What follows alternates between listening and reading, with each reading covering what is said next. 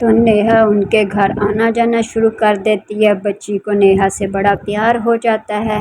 بچی سمجھتی ہے کہ نیہا جو ہے وہ اس کی ماما ہے، کیونکہ اس کے باپ نے تو بتایا ہی نہیں ہوتا کہ اس کی ماں کی ڈیتھ ہو چکی۔ فہد بھی دور کھڑا ان دونوں کی باتیں سن رہا ہوتا ہے اور دیکھ رہا ہوتا ہے کہ میری بیٹی جو ہے وہ نیہا کے ساتھ ایکسٹرا ہی انوالو ہو گئی ہے۔ نیہا اس کے گھر سے باہر نکلتی ہے تو دیکھتی ہے کہ جمیلہ اس کے پیچھے۔ جمیلہ اس کو کہتی ہے لو، تو جمیلہ اس کے پیچھے ہوتی ہے۔ وہ آگے سے اس کو باتیں سنانے لگ جاتی ہے کہ لو جی اب تم نے سیٹھ پھنسا دیا ہے، اس کے گھر سبزیاں دینے کے بہانے آ کے تو تم نے سیٹھ کو پھنسا دیا۔ اب اس سے کیا شادی کرنا چاہتی ہے؟ تو تو ودوا ہے، بیوہ عورت ہے، اوپر سے تو پریگننٹ ہے۔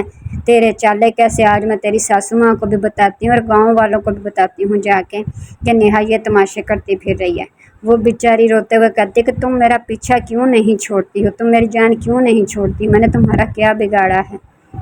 تو نیہا بیچاری پھر رونے لگ جاتی ہے کہ اب جمیلہ جو ہے وہ اس کو بھانٹ دے گی، اب کیا ہوگا، میری ساسو ماں کو پتہ نہیں کیا پٹیاں پڑھائے گی۔ اور وہ ساری باتیں اسی طرح اس کو سناتی ہے تو کہتی ہے دیکھ تیرا کیا ہوتا ہے۔ وہ جاتی ہے گاؤں میں، جا کے لوگوں کو بتاتی ہے، لوگ الٹی سیدھی باتیں کرنے لگ جاتے ہیں کہ لو جی بیوہ عورت ہے اور اوپر سے پریگننٹ ہے اور یاریاں لگائی ہوئی ہیں۔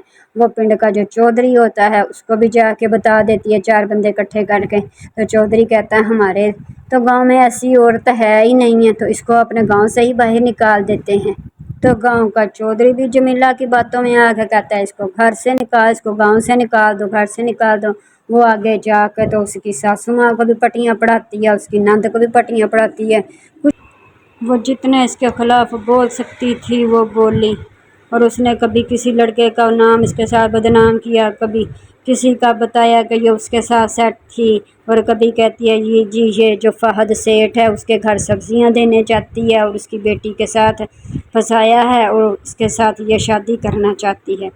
اب ساسو ماں اور نند کا تو وہ پھر دماغ بھر گیا، ظاہر اب ان کی بہو تھی، اس کو غصہ تو بہت آیا۔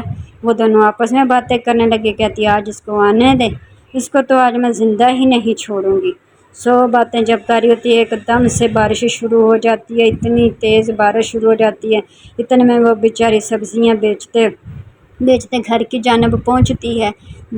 سبزیاں بھی گیلی، خود بھی گیلی، رہتے ساتھ ہی ساسو ماں کی چڑھائیاں شروع، اور وہ بیچاری اپنی صفائی میں کیا بولتی، یہی سوچ کے تو وہ رونا شروع کر دیتی ہے۔ سبزی کا ٹوکرا سائڈ پہ رکھتی ہے اور ساسو ماں کہتی ہے جی تم میرے گھر سے نکل جاؤ، میں تم جیسی عورت کو رکھنا ہی نہیں چاہتی، بیوہ ہو کے تو گلچھڑے اڑاتی رہی ہو اور اوپر سے تم اس حالت میں گلچھڑے اڑاتی رہی ہو۔ نند بھی 100 باتیں سناتی، وہ بیچاری ان کی باتیں سن رہی ہوتی ہے اور بارش اور تیز ہو جاتی ہے۔